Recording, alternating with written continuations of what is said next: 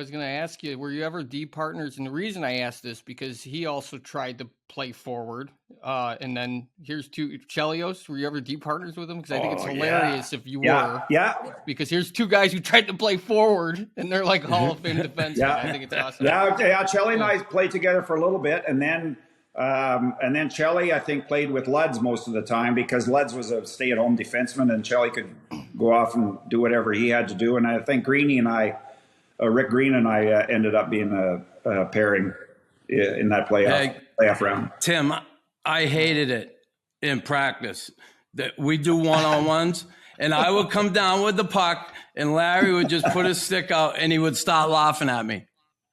He would just start laughing because he knew there's no way in the world I'm going to beat him. And he would just go, poke.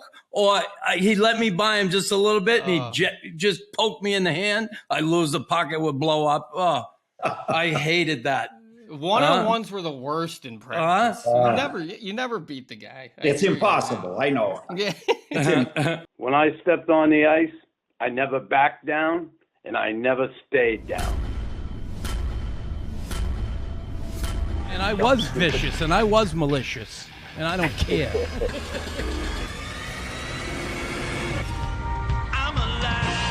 He's a freaking madman. Look at him going to town. That'll be a Larry, welcome to the show. Awesome to have one of my all-time favorite teammates.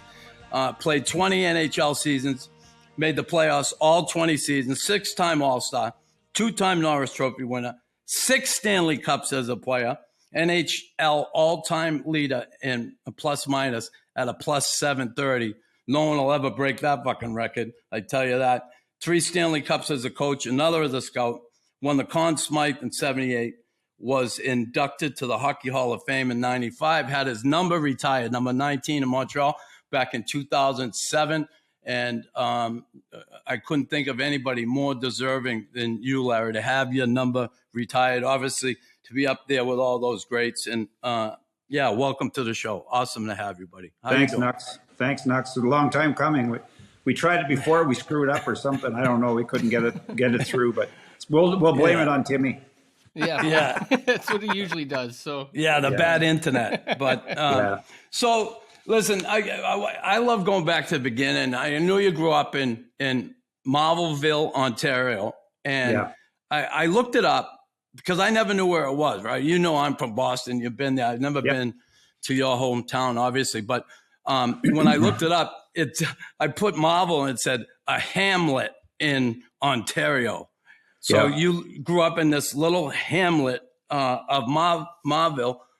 How did growing up on that farm and that in your family kind of prep you? Or what are some of the values that prep you and got you ready to be an NHL player one day? Well, I don't know if it didn't prep me to be an NHL player, but when you grow up on a farm, you learn the value of working to earn a dollar, and every dollar that you earn, you have to use because you don't make that much.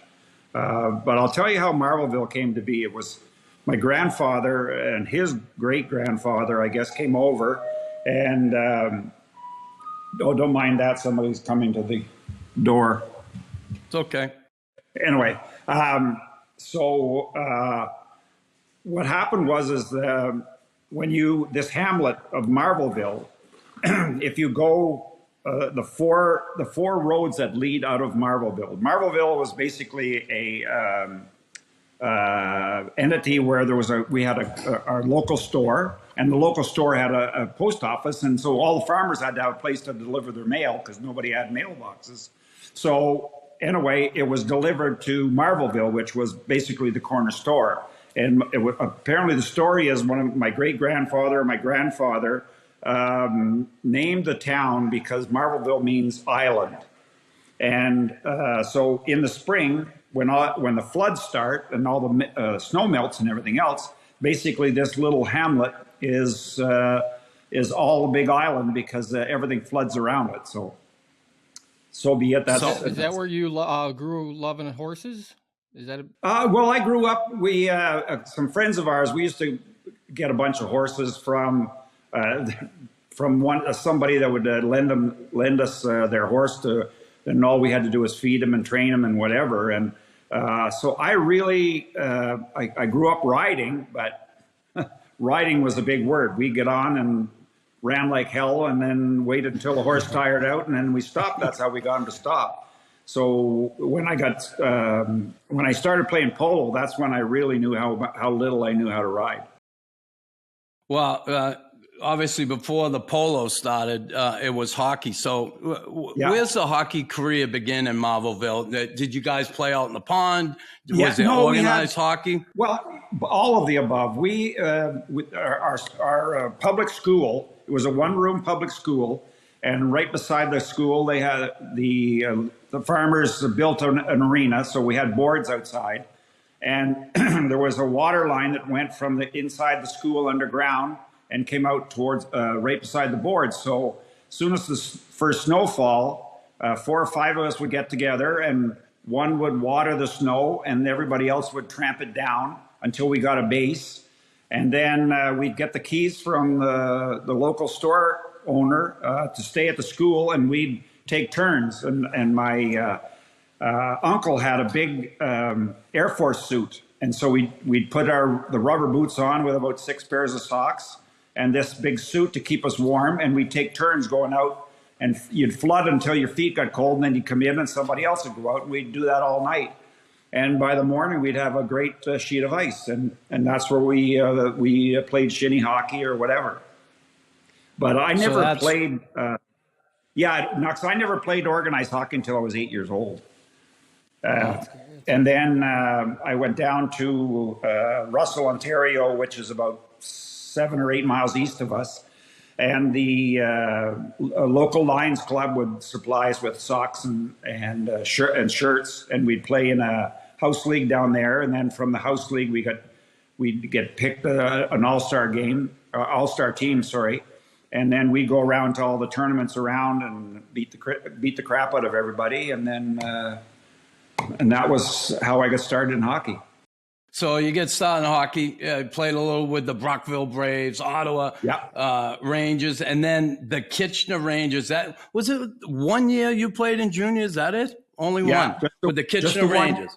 Yeah, I went to try out for the Ottawa 67s, and the manager there, coach at the time, said that he's not talented enough. He'll never make it. So I never got a tryout for there.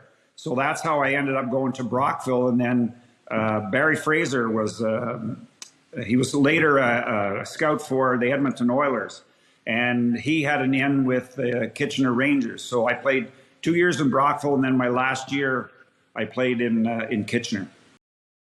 So what age were you? Sorry, Nux, but weren't you at some point playing forward for a while? And when I went to Brockville, I was a centerman. Wow. I played forward, and then my coach there, Dan Dexter, says, have you ever played defense? And I go, well, I played a little bit in Pee Wee. I played some defense because. I don't think I came off the ice when I played Pee Wee. I just basically stayed on the ice the whole time. So I said, I played a little bit, but I don't know really how to play defense. So he said, well, we've only got 2 defense here. So if you want to play a lot, why don't you try defense? So I said, that sounds good to me. So he put me back on defense and showed me how to play and gave me a few tips, and that's where I got started playing D. Well, that's obviously an awesome transition for you because you go to Kitchener, have that year, big season you had, and you end up getting drafted by the Habs, 20th overall in the first round. And then what was it like coming for you, that first training camp in Montreal? I remember mine, and it was intimidating, to say the least. Well, more like scared shitless. Pardon the expression, but I was so intimidated when I got there. They give you your equipment and everything, and then I get a pair of shin pads, and I was too shy to say anything, but they came about 3 inches above my ankle, and so just for fun, I took them, I turned them over, and they had number 9 on the inside. And I'm going, wait a minute. The last guy that wore number 9 is retired now. So anyway, that's when Guy Lapointe went over and gave the trainers shit and said, listen. He said, this kid can't wear those shin pads. Get him a pair that fit him. So that's how Point 2 and I became pretty close friends from that point on. But I remember, Knox, my first inter-squad game. We're playing, and I'm playing defense, and Claude LaRose is coming up on my right-hand side.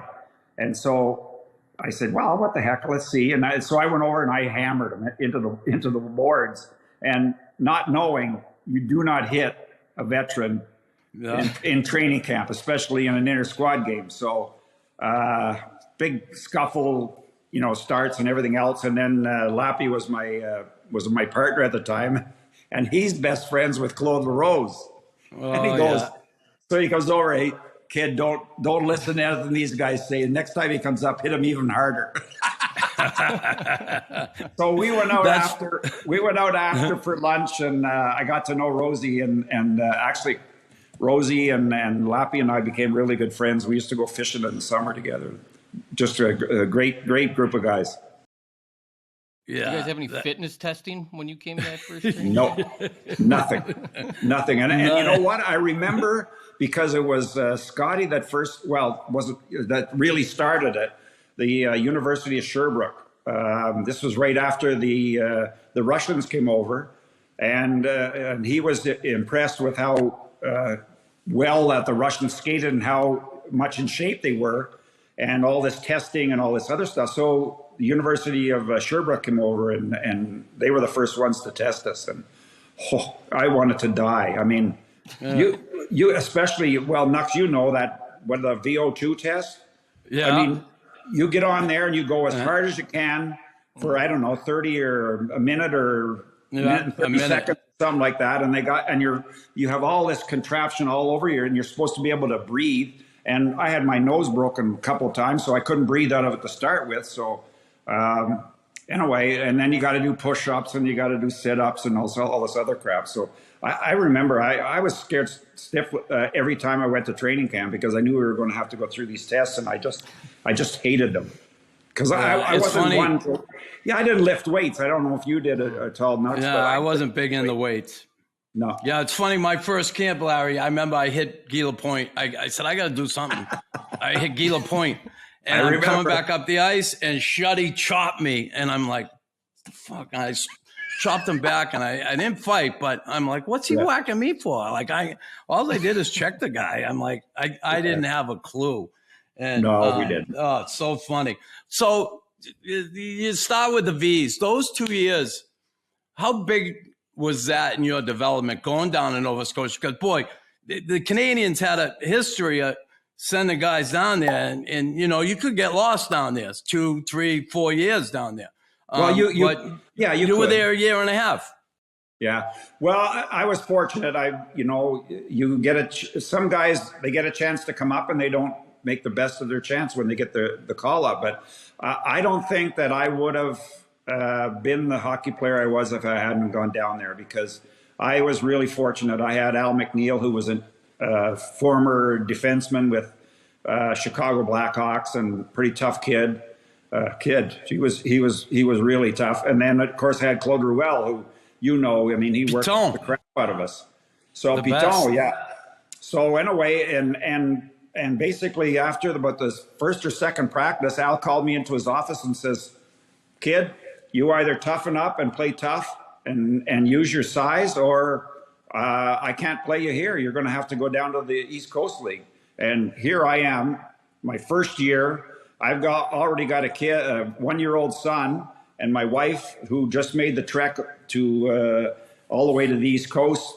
And so this was kind of an awakening for me. So I went out the first game we played, and you know what it's like in the minors. I think I got in at least 2 or 3 fights. There's 3 bench clearing brawls, and that's how I kind of made my name. Was I stood up for myself and of course my teammates, and made a name for myself that fool around and you're going to get the crap beat out of you. You guys end up winning. Yeah, we did. There too, right? Yeah. We beat Baltimore Clippers in the finals. 7,200 people in a 5,000 seat arena. It was unbelievable. It was pretty cool. But we had real, when Nux was down there, he played with my brother Mo, and we had some really good teams down there. They often said that the team when we had I think it was Chartres and Risebrow and yourself and so on and so forth, that year they could have beaten probably half the NHL teams. So yeah, the V's, the Voyageurs are incredible. They had such strong teams down there for years, no question about it. So you spend a year and a half there, you win the Calder Cup, and what happens? When do you get the call? Who's your first game against? And again, the nerves. What were the nerves like coming in that first one? You know what? I wasn't all that nervous. I had a really good training camp, and I have to admit, I was really disappointed that I didn't stay up because, you know, I had a bunch of the guys telling me, "Oh yeah, you're doing great," but we had 8 defensemen at the time, so there really wasn't any place for me to play, and I certainly wasn't going to stay in Montreal and sit around and not play. So I went back down, and I was called up January the 8th against the Minnesota North Stars, and at that time I had 5 goals and I think 36 assists. I was about the 5th leading scorer in the American League. So Al called me in. We had won the game in Halifax, and there's a little place that we go to after the game, all the guys and their wives. And I was sitting there, and I got a call that said, "Al wants to see you." I went, "Oh no, what did I do now?"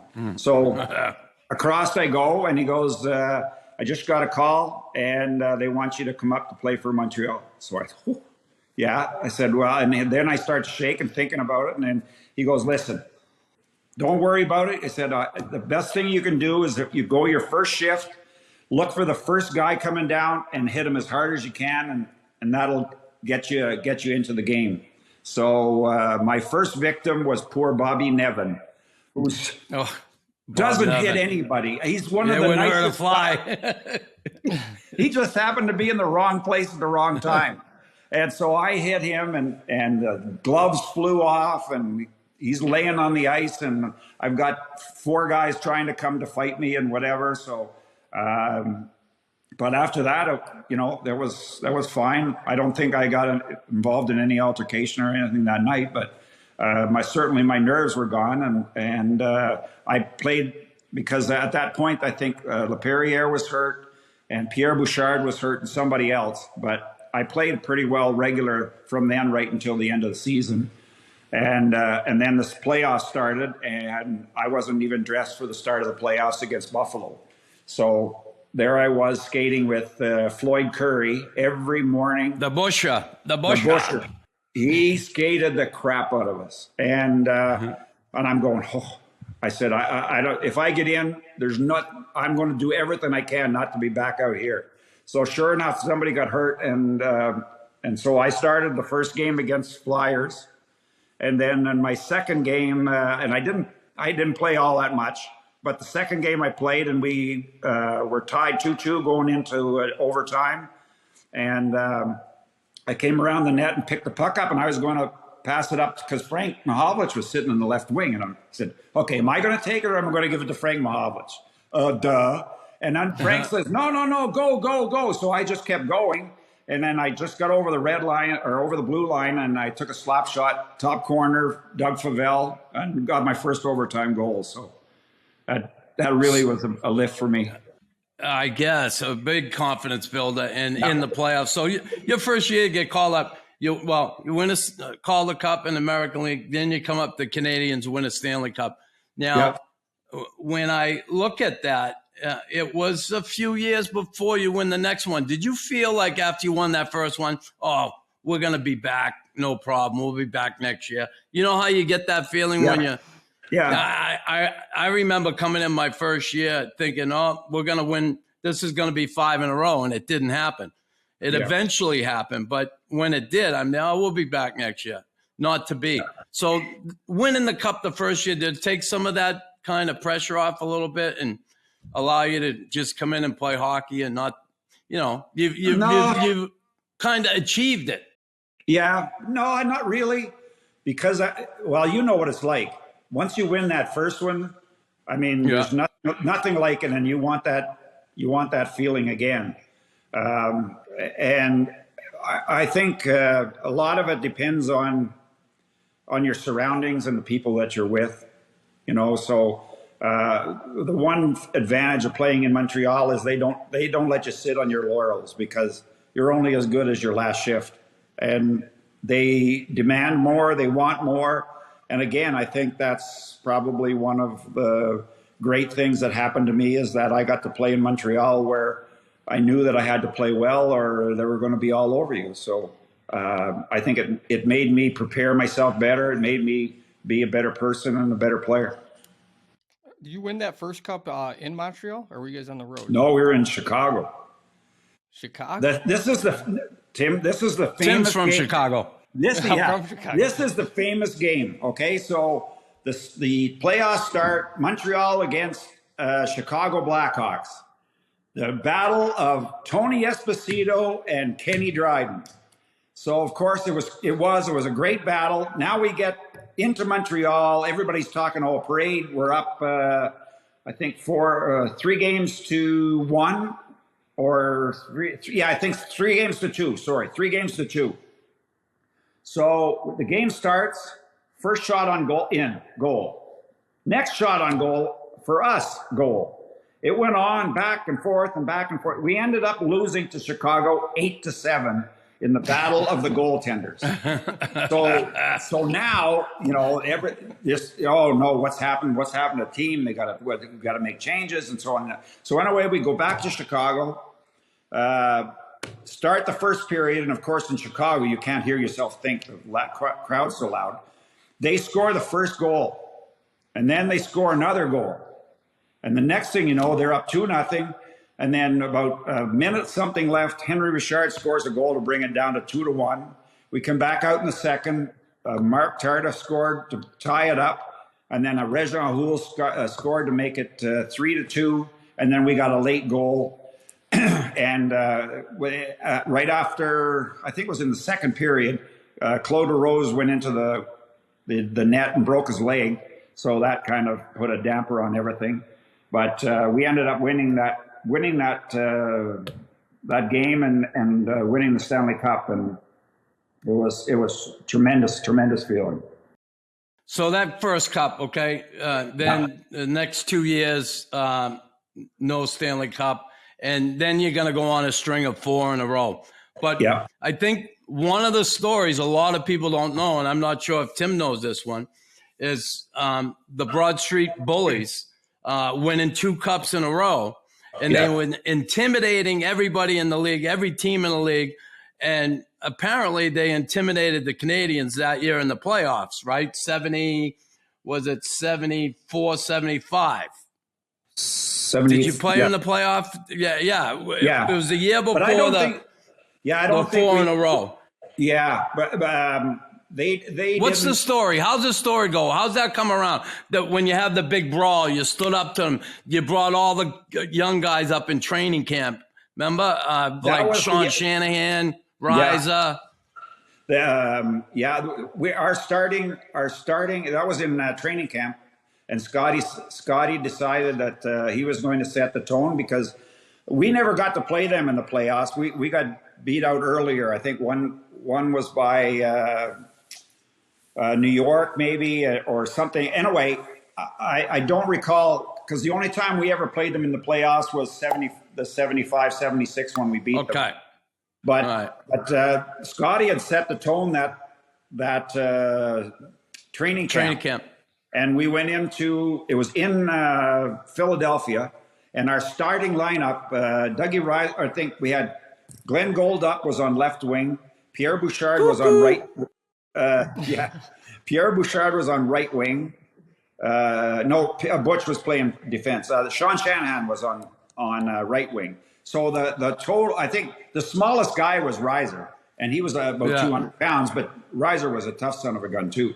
So anyway, they line up for the face-off, and it was against Clarkey and somebody else. And next thing you know, Riser drops the gloves and suckers Clarkey, and everything started.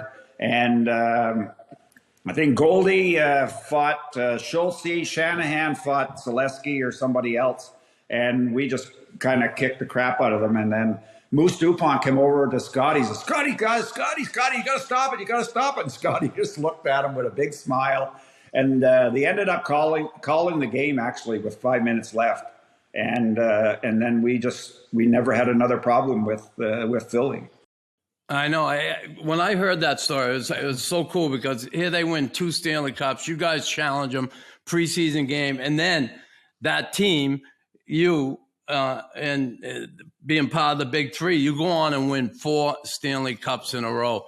Yeah. God, it's unbelievable because I just thought, obviously being a Bruins fan growing up, I hated the Canadiens. I hated what you was doing, but how cool was that being part of that group? And out of those 4 years, I guess, which was the best team?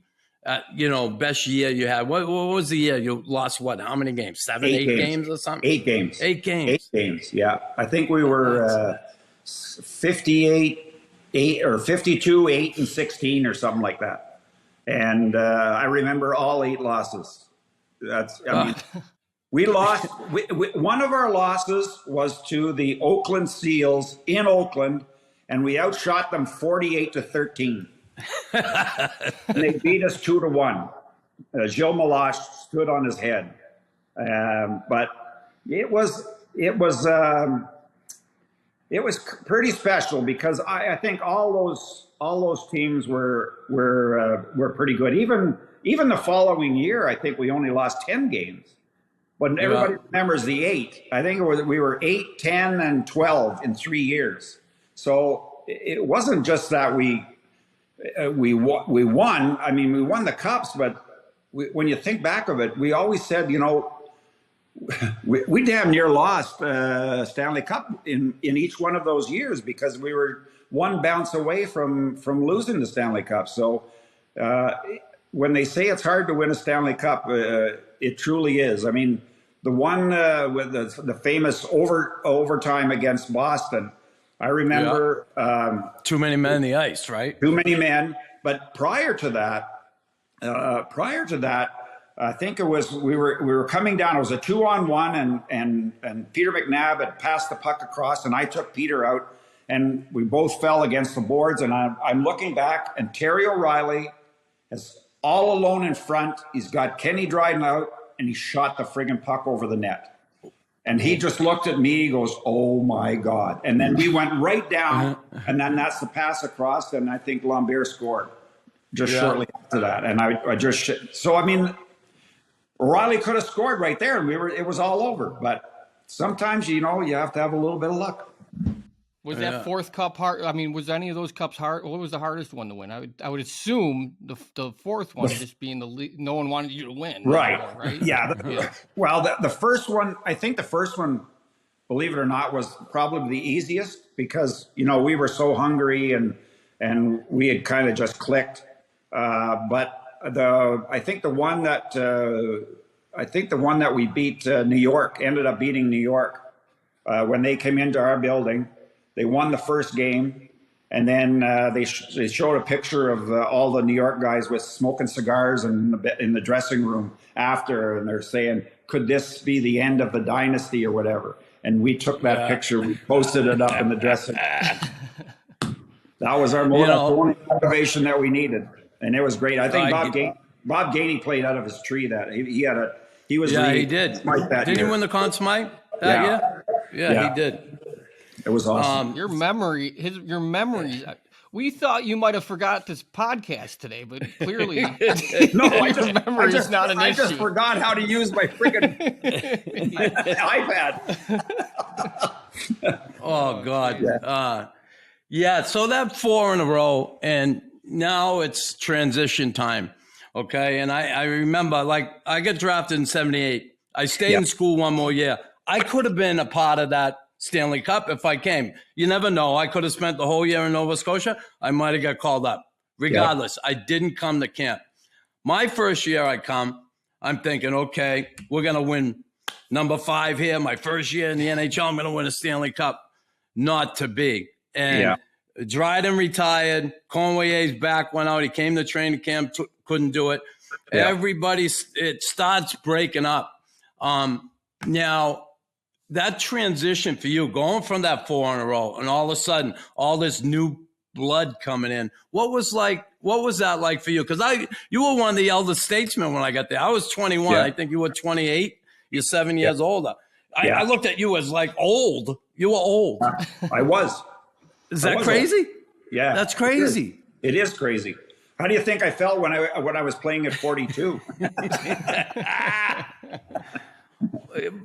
But that transition, starting to lose guys. And, I just remember coming in and I met Reiser and I met all these guys. And then I remember the day Reiser got traded, right? He was on the bike doing a fitness test.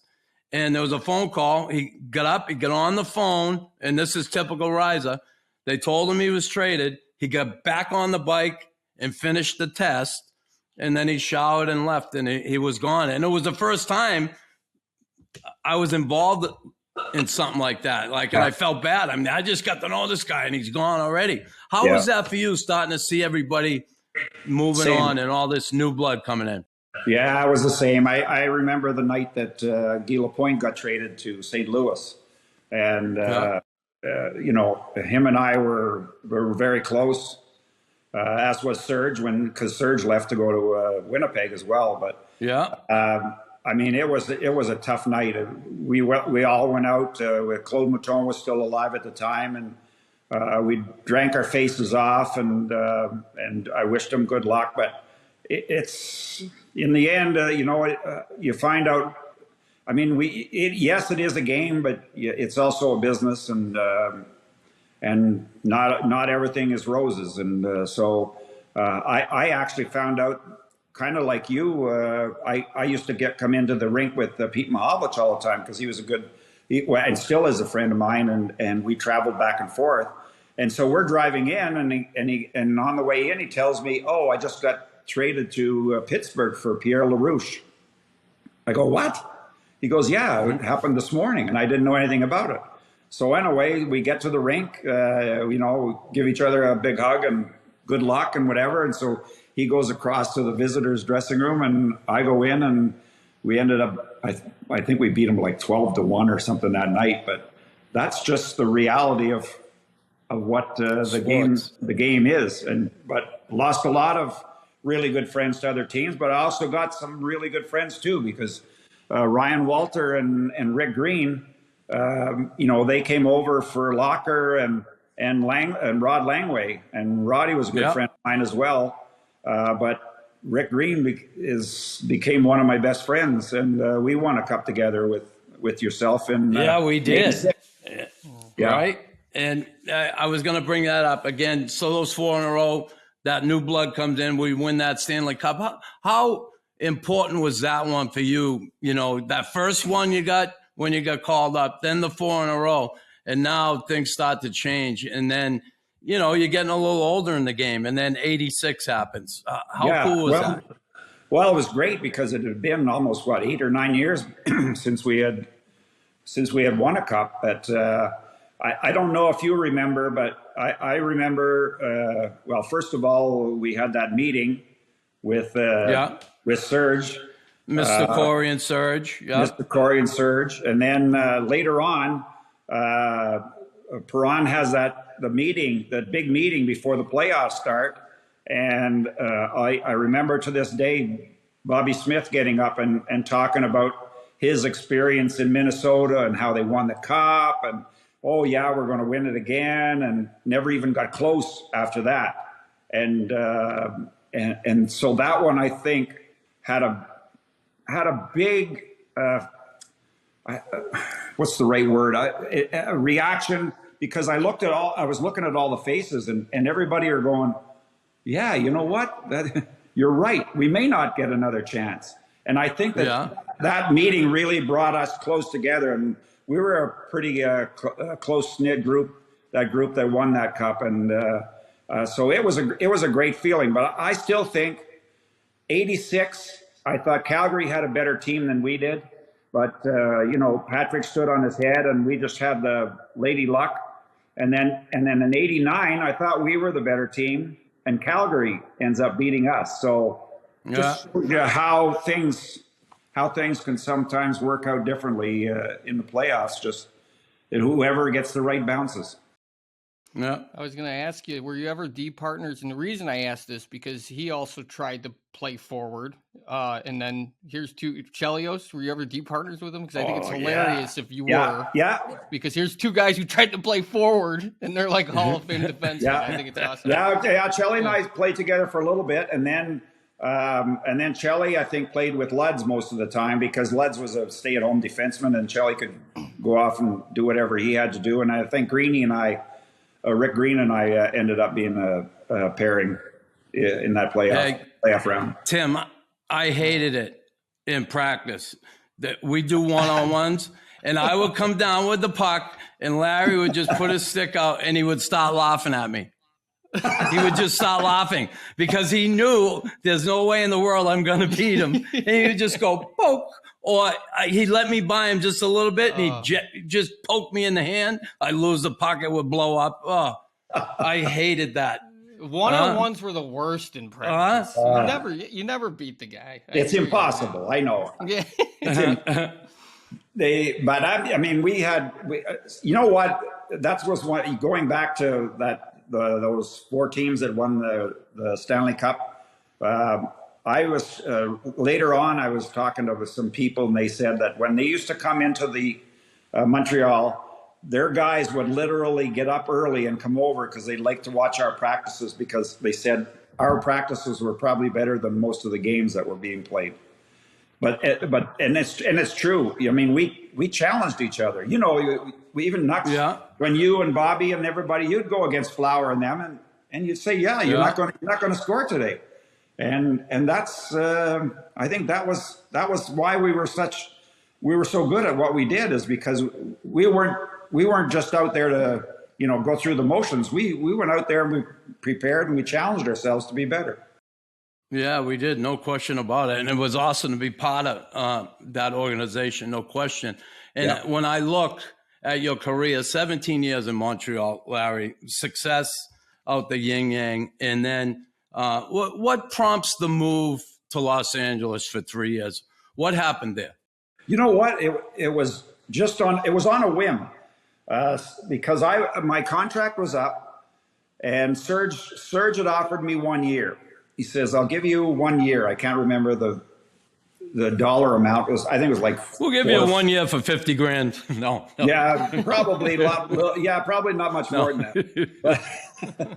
But so anyway, I said, well, what if I want to play more than that? Well, will you? No, we're just going to give you 1 year. So I went back to my business in Dingy's because we owned that garage with business Donnie. there with Donnie. Yeah.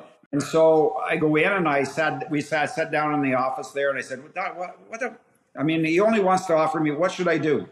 And he goes, I don't know.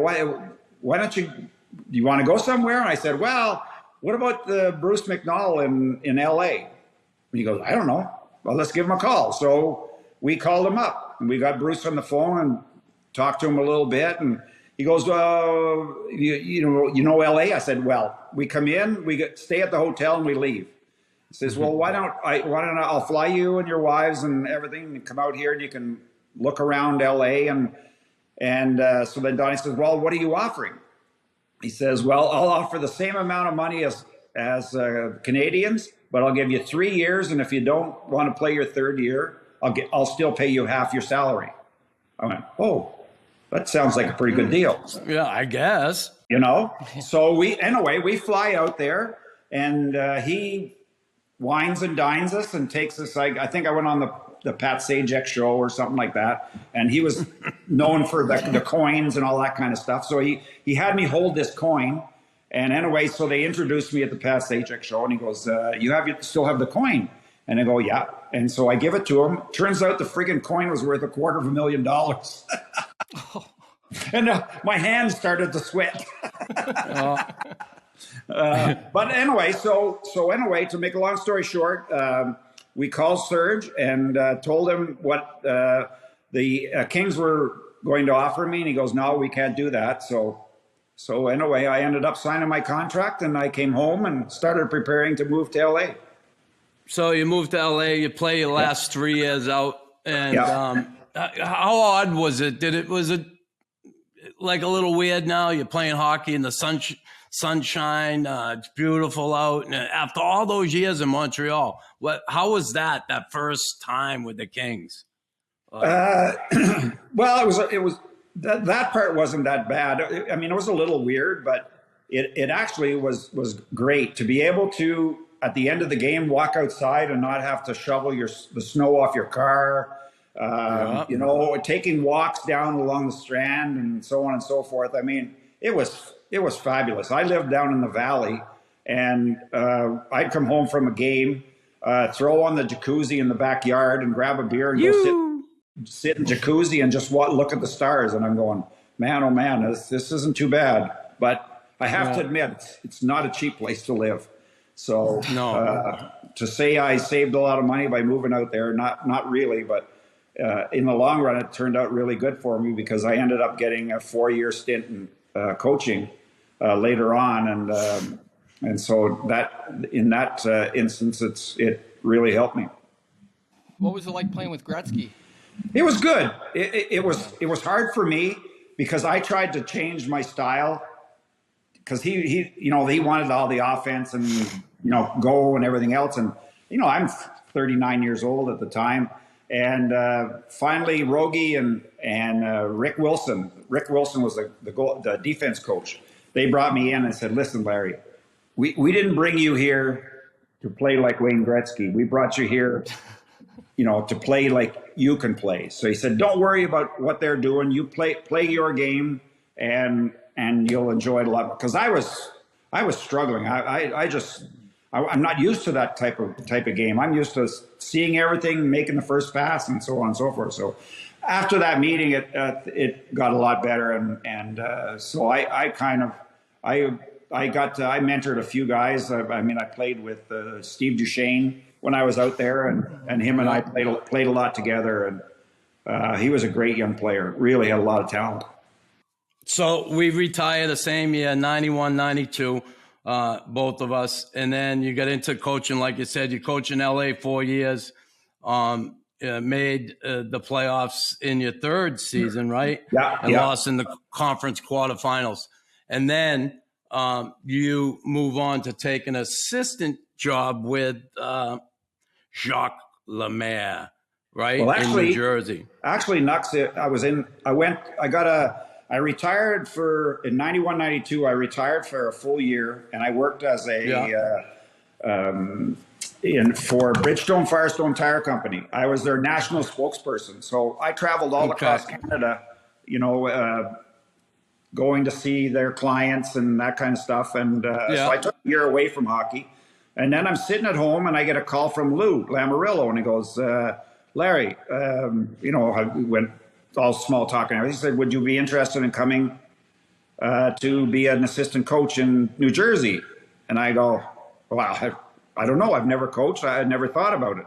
Well, he says, "Well, okay, I'm going to fly you into Montreal. I'll meet you at the Montreal airport, at the Hilton at the Montreal airport." So fine and dandy. So anyway, I drove up to Montreal, I lived in Montreal at the time. So I drove down to the Hilton. I walk in, and he meets me at the door, and he goes, "Hi, Larry, thank you very much for coming. I want you to meet the new head coach." So I walk around the corner, and who's there? Jacques Lemaire. Coco. I say, "What are you doing here?" And you know what? So anyway, we talked and everything else, and that's where I first started. I started with Jacques. I was an assistant under Jacques for 2 years. And then after the second year, then I got a call from LA offering me the head coaching job. So then I went to LA. Yeah, you went to LA as a head coach, your first head coaching job. So how now, assistant coach, head coach, your personality, what do you feel you're better suited for, head coach or assistant? Assistant coach. Yeah. Much. I mean, don't get me wrong. I enjoyed the challenge of being the head coach, but being a head coach, you miss the camaraderie with the players, the one-on-one, because you just don't have time. You just don't have time. In LA, I was helping with the bus schedule, and you're doing an interview before the game and after the game and after practice and before practice, and your time is just. I mean, if you think coaching is a lot of fun, forget about it. It's a lot of work. It's 3 times as hard as being a hockey player. I mean, your preparation, and you stay up nights looking at tapes and films, and you're worried some guy comes in and his wife told him he was a dummy, and he got home late, and then you got to babysit, and oh my God, So I mean, it's just, as an assistant, you have nothing. The coach is the asshole, and you just come in and smooth everything over and say everything's nice, and come and let's go out and have a beer together, and you talk to them and everything else. So it's so much easier. Which did you like, winning a cup as a coach or a player better? Actually, I enjoyed winning as a coach, because I mean, you just remember all those hours. I mean, I'll tell you a story, and don't forget now, I mean, you have an assistant video, you got a head video, and get a lot more help, right? Yeah. So you come in, you go, hey, I want to see 11:13 of the first period, the back check by so and so, and then you've got it. Me, I was it was an old VHS, so you backward, put it all, rewind, and then put it all forward, and then rewind and put it all forward. So we were playing the Flyers, and the Flyers when I was in head coach, and I took over from Robbie Fatorik, and so we were playing Flyers, and they beat us the first game, and I'm going, we're a much better team. I've got to find something. So I'm looking at tapes, and about 2:30 in the morning, I noticed something, and I go, I wonder if this is true. So I put it back, and I replayed it, and back and forth and back and forth. And I realized when they came down on us, they always threw the puck in left to right, and rim it in. So then they'd take one forechecker, and he'd go in behind the net. The other forechecker would come down, and he'd be the guy that would hit Scotty or whoever defenseman was going to take it. And the third guy was there to pick up the loose puck. So I told Marty, I said, Marty, leave the puck. I don't want you coming out of the net. And then the first D, when you come back, I brought the centerman away down deep, and the first defenseman that went in, all you're going to do, you're not even going to look, you're just going to pop it out to the middle, and then take off. We had three 2-on-1s, and we ended up coming back, and they never picked it up, and we ended up coming back, and we ended up beating them, and went on to win the Stanley Cup that year. And it was all, I mean, it's stuff like that. You feel so good about it, and then don't forget, you're in charge of 23 guys. Mm-hmm. And so it's a tremendous feeling. To me, it was more gratifying than when I won my first Stanley Cup. Because all I got to worry about is me.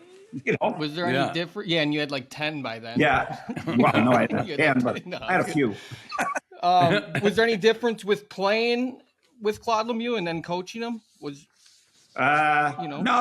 No, he was still a knucklehead. You had to put up with him. You had to put up with Claude. You had to put up with Claude for 82 games during the year, and then once the playoffs got there, there's nobody better in the playoffs than Pep. Yeah, Pep Lemieux was an awesome player. Larry, we're going to do if we can, some quick hits here. We're going to ask you some quick questions, quick answers, okay? Tim, I'm going to go first. You can ask second. Who is the best player you ever played with? Guy Lafleur. Knocks, keep going. I don't think I have these. All right, that's okay. Just go off the top of your head, Timmer. Yeah, off the top of your head, Timmy. Relax. Who is the best captain you ever played with? All right, I got one. Go ahead. The best captain? Bob Gainey. Best player you coached. Did you already ask that? No. You didn't say best player I coached? Yeah. Oh, best player I coached. That's a tough one. Well, probably, Gretz. I didn't coach him for very long because we had nobody for him to play with, but he's by far probably the best that I ever coached. All right. Your best friend from hockey. Chris Nyland.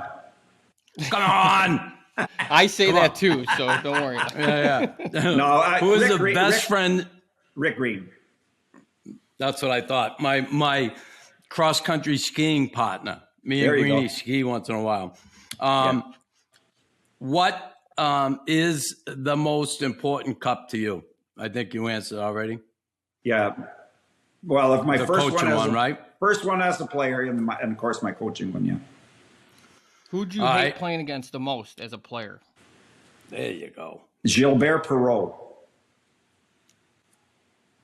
Is that an Irish guy? No. Yeah. Well, All right, of course, the and biggest- of course, Mario Lemieux was a pretty damn close second. The biggest game you ever played in? Biggest game I ever played in was Game 4 of 1976 against the Flyers. Cool. What was your favorite stadium other than Montreal to play in? Boston. All Not the new Boston, the old Garden. The Garden. old one. The old Garden. All right. Do you like the iPads on the bench? Do you like the iPads on the I bench? hate them.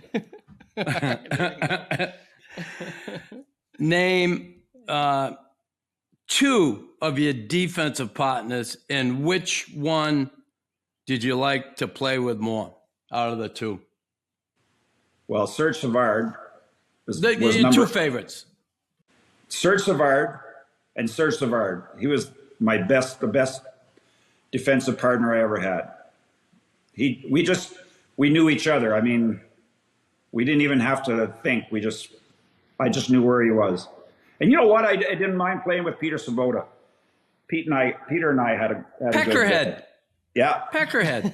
Yeah. Yeah. How about the best coach? The best coach? Well, Scotty's the best coach Without a doubt. I've Yeah, ever yeah. seen. And you know Not what? It Jean wasn't, Perron.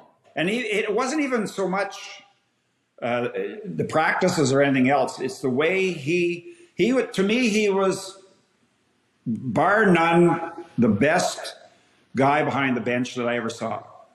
It would be three chefs into the game, and he knew exactly who was going and who could play with who and who should be on the ice with who. He was unbelievable that way. What team did you like beating the most? I'm assuming Boston, but I'll let you answer. No, not really. I enjoyed beating them all, to be honest with you. Okay. All right. If you could have played another sport professionally, which would it be? Baseball. Baseball. What position? What position? It didn't matter. I was a pretty good center fielder. Then become a pitcher? No, I didn't like pitching. No, I'm just saying. You went from Usually it's the other way forward to around. deep. You start off a pitcher and they end up throwing you in the Yeah. center field. What year was it, Larry, when you broke your leg playing polo? 89. Was that happened was that in the summer? Well, Right. it happened August the 8th. Or August 23rd, somewhere in there. August the 8th, I think it was. We were having a tournament, a polo tournament, and my leg got crushed in between two horses. And I continued. It was stupid because I knew I hurt it, but I thought I had just twisted it a little bit. And after the game, I took the bandage off and my leg just blew up. And so I had cracked my tibia plateau and I had a displaced fracture in my tibia plateau. So Now, when did you come back that season? Did you come back that season? November 23rd, I played my first game. Do you know any other player that's ever played polo? Steve Murray Schutt? Bannerman, Steve Schutt. Actually, Steve Schutt, myself, a guy by the name of Gilbert Ayub, and a Dominican by the name of Eddie Martinez. We won the North American 8-goal championship and qualified to go to Kentucky for the finals, and then I couldn't go because I had to go to training camp for LA. Yeah.